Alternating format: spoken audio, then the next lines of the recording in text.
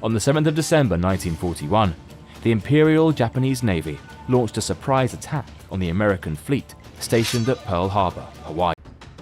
Alarmed by this aggression and increasing levels of expansion, the United States imposed harsh economic sanctions on Japan to hinder any further war effort.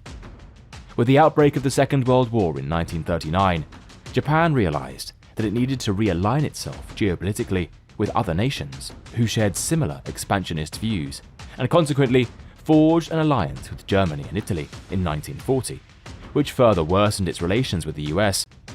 Japan also alienated other Western powers such as Britain, the Netherlands and France by occupying further territory in Southeast Asia and encroaching upon the colonial possessions of the European powers.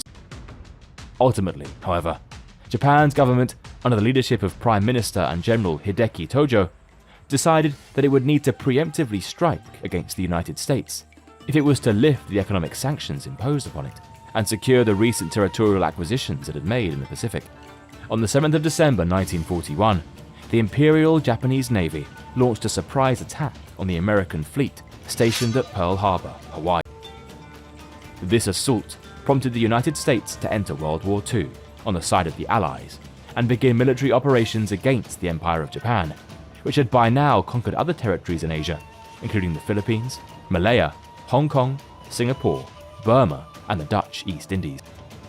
The Allies, spearheaded by the United States, engaged in a fierce and prolonged conflict across the Pacific against Japanese forces. However, the increasingly costly and slow progress of the fighting led the United States to realize that a ground invasion of Japan itself would result in incalculable losses for their troops. As a result, they decided to utilize a newly developed secret weapon to compel Japan to surrender. On the 6th and 9th of August 1945, the US dropped 2 atomic bombs on the cities of Hiroshima and Nagasaki, causing the deaths of well over 100,000 people.